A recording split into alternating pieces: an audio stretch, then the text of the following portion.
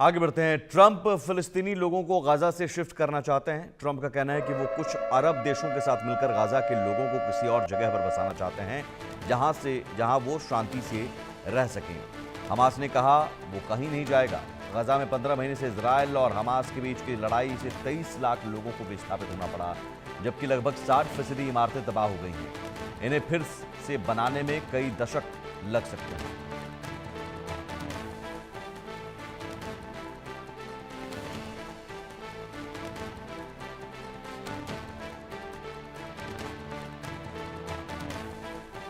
तो ये अब समझिए डोनाल्ड ट्रंप का ये प्लान, और ये प्लान क्या गाजा को खाली करके इजराइल के कब्जे में गाजा को पूरी तरह से दे देना है।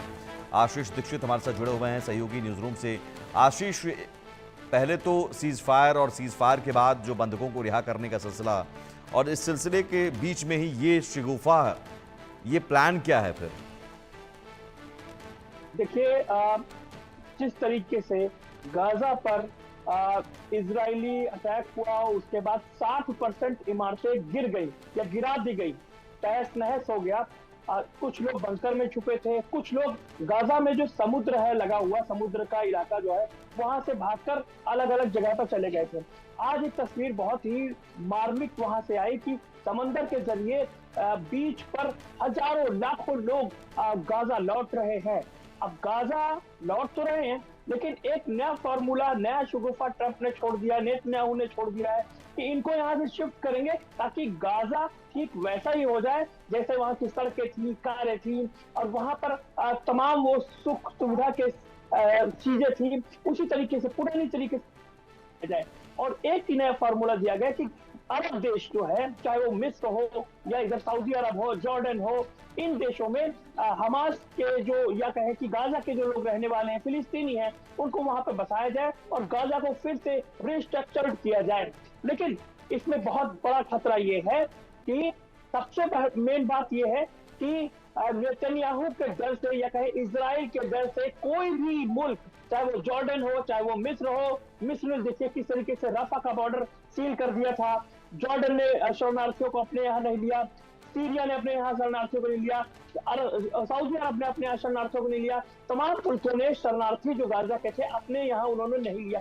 क्या अब ये ट्रंप का जो फॉर्मूला है, अगर वो लाते हैं, अगर वो उसको लागू करने की बात कहते हैं, क्या ये आसपास के पड़ोसी मुल्क और जो अरब कंट्रीज है, क्या फिलिस्तीन के लोगों को अपने यहाँ रखने के लिए, अपने यहाँ खाना पानी दाना देने के लिए तैयार होंगे? क्योंकि डर इजराइल का ही है। कुछ लोगों ने यह भी कहा कि गाजा में जो लोग रह रहे हैं उनको इंडोनेशिया शिफ्ट किया जाएगा।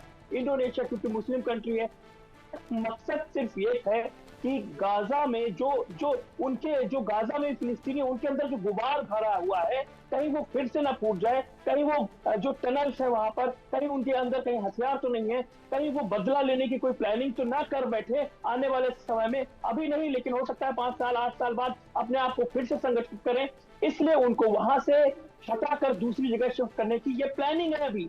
लेकिन हमास और फिलिस्तीनी जो वहां रह रहे हैं, वो कह रहे हैं कि हम कहीं नहीं जाएंगे, जिएंगे तो गाजा में, मरेंगे तो गाजा में, इसी मिट्टी में दफन होना चाहते हैं। ये बात वहां के लोगों को, वहां के लोग कह रहे हैं। अभी आपने देखा था जिस तरीके से बंधकों को छुड़ाने और लेने की जो पिछले दिनों तस्वीरें आई, उसमें अचानक से हमास के लड़ाके, नकाबपोश लड़ाके, बंदूकधारी लड़ाके किस तरीके से सामने आते हैं और इजरायली जो है वो बंधकों को छोड़ते हैं। जिस तरीके से इजराइल दावा करता था कि उसने हमास को पूरी तरीके से खत्म कर दिया है, निस्तनाबूद कर दिया है, अचानक से वो हमास के लोग, वो फिलिस्तीनी, वो हमास के लोग कहां से आ जाते हैं? तो कहीं ना कहीं एक डर है कि फिर से कहीं हमास संगठित ना हो जाए, जो हमास के लोगों में गुस्सा है वो फिर से कहीं ना कहीं उबाल न मिले। इसलिए हो सकता है कि रिस्ट्रक्चर्ड के बहाने उनको अलग अलग टुकड़ों में, अलग अलग देशों में भेजने की प्लानिंग है। लेकिन सबसे बड़ा सवाल ये है कि क्या अरब कंट्रीज इसके लिए तैयार हैं? क्या वो हमास और फिलिस्तीन के जो शरणार्थी हैं उनको अपने कंट्री में लेने के लिए तैयार है? उनको भी खतरा है, क्योंकि मिस्र ने, मैं फिर से बात कर रहा हूँ, मिस्र ने राफा बॉर्डर पूरी तरीके से सील कर दिया। जो तस्वीरें सामने आई थी, न जाने 8 से 10 लेयर बैरिकेड लगा दी, तारबंदी कर दी, लेकिन राफा बॉर्डर से खाने पीने की दिक्कतें हो गई। फिर तमाम फिलिस्तीनी उत्तरी गाजा से नहीं, लेकिन सवाल यहाँ पर यह है आशीष कि एक तरफ तो सीमाएं नहीं खोली। एक तरफ तो डोनाल्ड ट्रंप कहते हैं कि अब हमें किसी को मदद देने की ज़रूरत नहीं है। इजराइल और मिस्र के अलावा यूएस एड उन्होंने सब बाकी सभी देशों के लिए बंद कर दिया। और क्या वो अब गाज़ा में एक बार फिर से सब कुछ तैयार करने के लिए, इजराइल की मदद करने के लिए आगे आएंगे? और अगर गाज़ा को फिर से तैयार किया जाएगा तो किसके लिए तैयार किया जाएगा? क्या ये भी उन्होंने कहा कि एक बार फिर से हम बसाएंगे इन्हीं फिलिस्तीनियों को, कि या फिर गाज़ा को हम नया शहर बनाकर अब गाज़ा इजराइल का पूरी तरह से हिस्सा हो जाएगा? नहीं, जिस तरीके से जो संधि हुई है, जो युद्ध, माफ कीजिए, जो जो समझौता हुआ है, उससे कहीं पर भी ये नहीं लगता है कि गाजा को जो है इजराइल का मान लिया जाएगा। गाजा पट्टी फिलिस्तीनियों के लिए ही है।